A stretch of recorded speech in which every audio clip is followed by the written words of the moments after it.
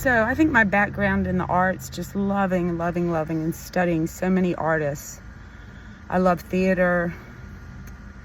So performance art was like, I had some experiences in this world that a lot of people don't have with bipolar. And I was sincerely just rejected by most humanity. Just didn't understand it. And they judged me really harshly when I was sick, even my own family. So I think that made me more aware that we can't judge a book by its cover, you know? So I was curious to find out about people, because I know they hurt, and sometimes they do terrible things, and yes, sometimes they need to go to prison, but sometimes maybe we could implement other programs that prevent that would save the taxpayer, plus make their lives so much better. So that's kind of my concentration when I went into inner city neighborhoods, was like, let's try to figure this out. I had to be there. I couldn't listen to a congressman talk about it. You have to go in and meet the people. And it was really invigorating. It was just like, oh my gosh, we can change this. This does not have to be this way where, you know, so many people are on welfare, they go to prison. And I mean, I'd study in sociology that they saw relatives of their father go to prison, and they kind of followed in those footsteps.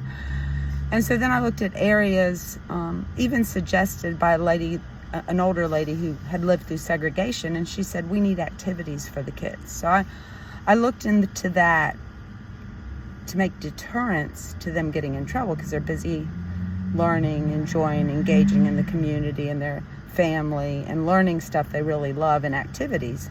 And then the challenge was, well, how are we going to pay for that? So then I came up with some ways for that too that didn't cost the taxpayer any money.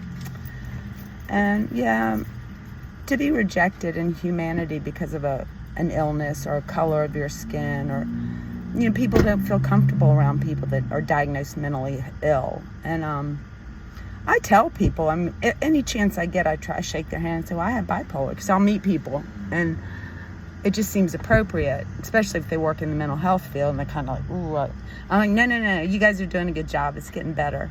But yeah, to forward our education on our brain, because that's the thing when you get mentally ill. I like to tell you, you're crazy, your brain. I mean, there's nowhere to go with that you're going to have this mental health issue for the rest of your life. And I can understand why people are scared of it, because no one wants to be labeled that, especially during a time we don't know the solutions or the correct medications or have the right treatment.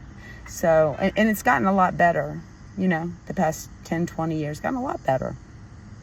I don't care if people reject me. I mean, they do. I mean, people reject everybody for every different reason in the world. So what's new?